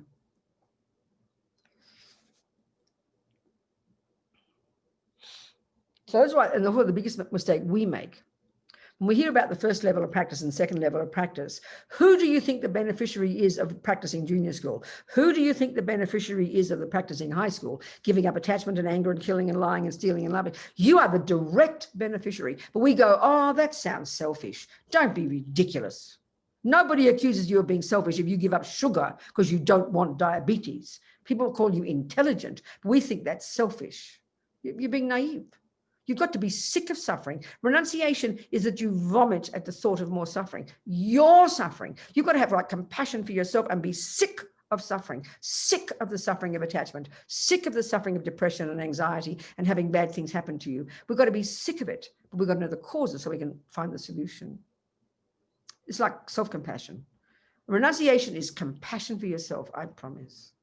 We've got to have that first. That's my point to Lisa. How can she help her children if she can't help herself? Not possible. That's the wisdom wing. Then you're qualified to help others. Oh my goodness. This is incredibly important, you know. As Opa says, the second level, high school, the middle scope, when you're giving up attachment, getting renunciation of suffering and its causes. As Rinpoche says, we have got renunciation when just the thought of another moment of attachment is so repulsive, it's like being in a septic tank. So way to go, people. You know, this is not meant to be depressing. It's just to show us the depth of Buddha's analysis of what attachment is. So we should be very humble about this and know, okay, we're locked in this prison. It's okay. Don't be depressed. Be joyful that you know you've got the methods now and gradually, slowly understand it, understand feeling, understand attachment, understand anger, all the technology of all this. So you're in charge of your life now, in charge, and already you become more joyful. You don't become more miserable as you do this. You become more joyful. But of course, it's hard work. It's unbelievably hard work. But you know, when you have enthusiasm for it, because you know the result, which is your happiness, don't underestimate this. Then you're marvelous. You become more content, more fulfilled, more joyful, more happy, more clear, more wise. Then you're able to be more compassionate. Because now you know what suffering is, so now you can help others. Same thing. That's the idea, you know. So don't conflate attachment with pleasure for a start. That's the major mistake. Attachment is a delusion in the neurotic states of mind, and pleasure, feeling, happy feeling, pleasant feeling, happiness is just simply what it is. Neither good nor bad. It's just, you know, it's just the way that we're made. It's not negative, not positive. And actually the Buddha's telling us, remember I said, Buddha's actually giving us methods to get such joy and happiness, because he says it's the natural state of our mind when it's unencumbered by delusions. So his method isn't to make us miserable. His method is to get it so happy you can't believe it. And the happiness that he's talking about, and don't think of it as religious happiness. Don't think of it like that. Don't think of it like that. That's pathetic. It's Buddha's telling us, remember, Buddha's telling us he has found a method to enable us to experience happy feelings, pleasure, joy, bliss, ecstasy, rapture, whatever word you like, all the time. It sounds hysterical a bit, but don't hear it like that, because this pleasure, the mind is joyful. The pleasure we get, you see, we like I said before, we do get pleasure. Pleasure is triggered from the cake, the boy, you know, contact with the boy and all those things. It is pleasure triggered, definitely, and very delicious pleasure. But we know, like with the cake, it diminishes, and then you've got to have the boy again. And then another boy, and then another boy, and eventually you get bored or you get angry and you chuck him out and get another one. So all Buddha's saying is that we are capable of experiencing the true nature of our mind, which is to be joyful,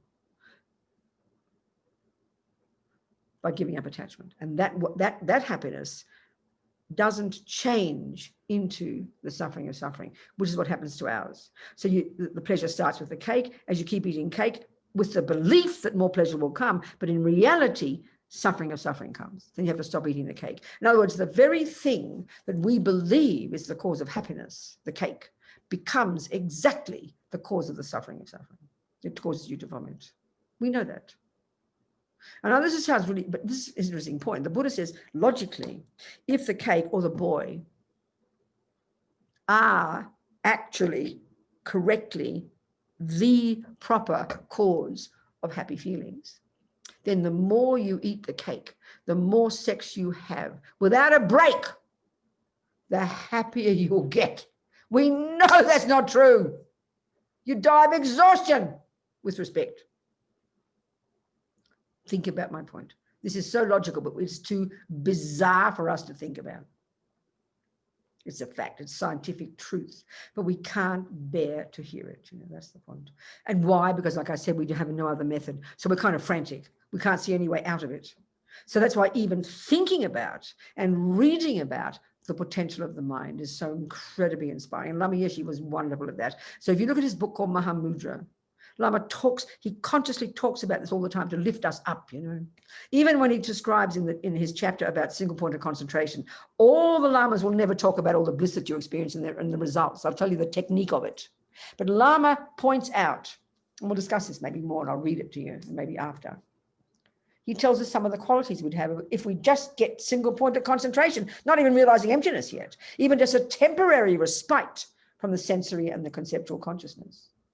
We can't even conceive of the joy. He said this. You can't conceive of the clarity, the joy. And anybody you read about who's had an experience of pleasure, joy in their meditation, will always tell you it's super, super peaceful pleasure. When we think of pleasure, we hyperventilate. Even that delicious cake, your mind goes berserk, you know. You go berserk. The mind is very distressed and very disturbed. Like frantic, greedy. But the pleasure of your own mind, when it's unencumbered by delusions, even temporarily in single point of concentration, is extremely, unbelievably peaceful. We can't imagine it, they say.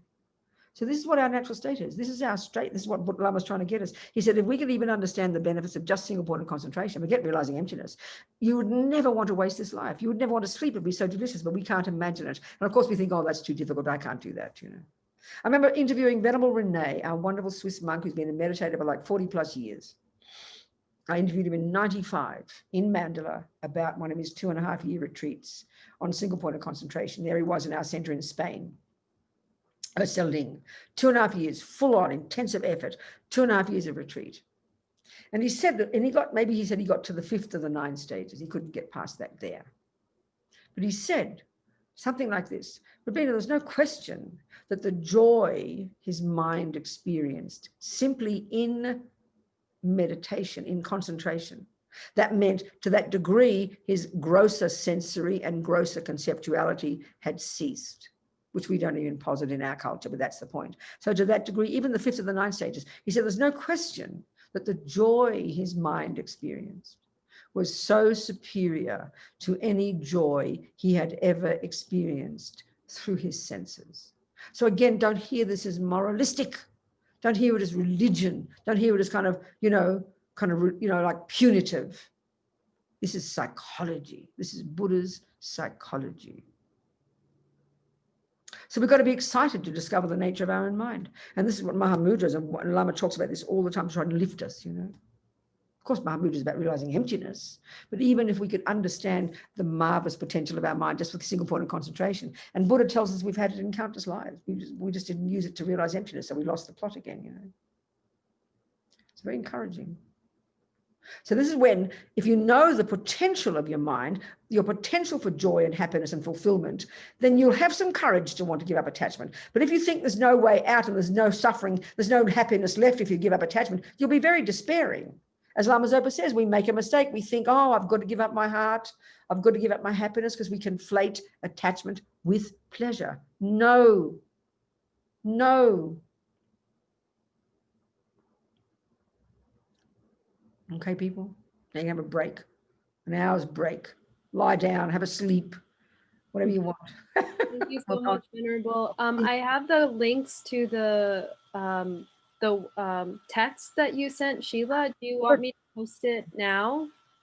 I mean, give it to people, of course. Send Great. it, whatever. It's just some course notes. That's all. A little bit just about attachment, about emptiness, which is what we're going to get to as well, because that's the real way you stop suffering, get nirvana, and about just the way the mind works and karma. Maybe you've seen these teachings before. And there's a very brief thing in there about the 12 links, just a bit of meditation. It's from the Discovering Buddhism course notes, because the 12 links is this kind of this series of steps, a bit similar to what I said about the fisherman. Not all of those steps, but some of those steps of how we construct rebirth after rebirth, how we continue to construct our suffering lives, you know, these pieces of the mind, how they all work together. It's very interesting. So yeah, please take them if you want to read them or read them later. There's a version that can read on the phone and one on your tablet. Okay, darlings, see you all Yes, later. I posted both of them. Thank you, people. Thank you, sweethearts. See Thank you you. in an see you hour. in an Okay, bye.